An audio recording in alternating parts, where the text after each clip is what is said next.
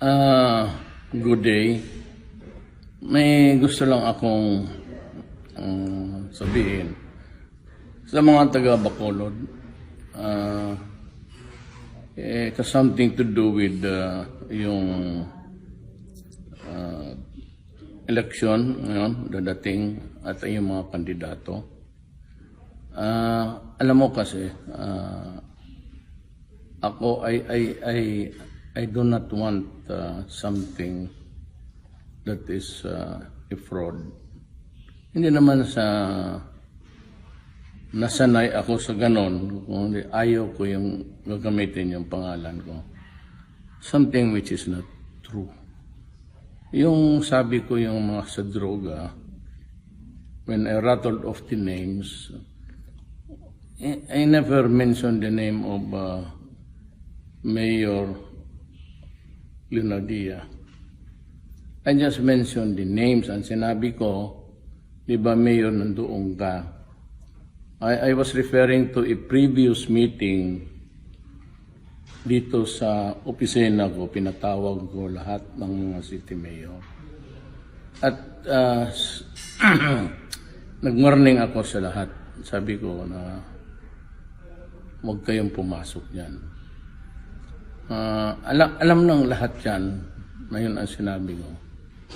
Yung mga mayor sa lumabas, I never mentioned them in public, just the mayors.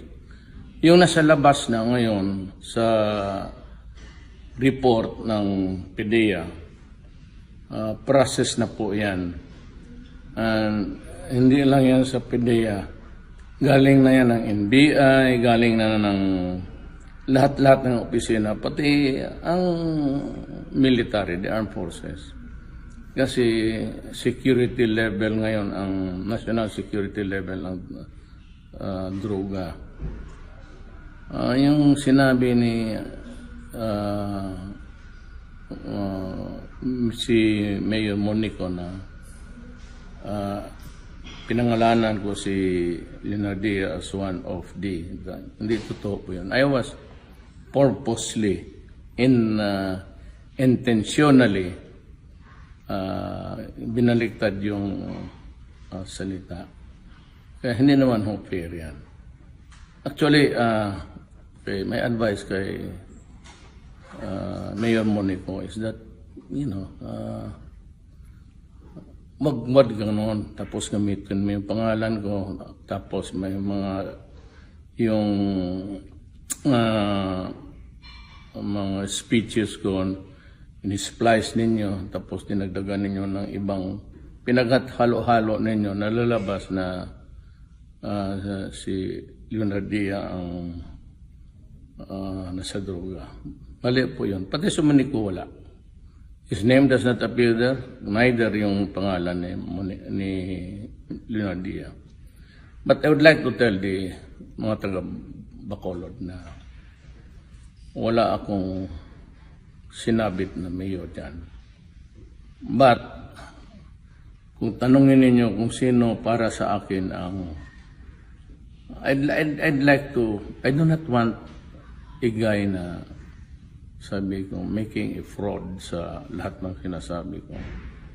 I am supporting Leonardia for the mayorship ng Bacolod City. I think he's the better guy. He's more direct and honest. Siya ang gusto kong maging mayor. I am supporting him. Not really in so many words or in so many other things that I would do for him. Wala man akong panahon. But just a statement, a simple statement that I'm supporting him. Because to me, he is the better candidate for the mayorship. Thank you for listening. Kumusta kayong lahat?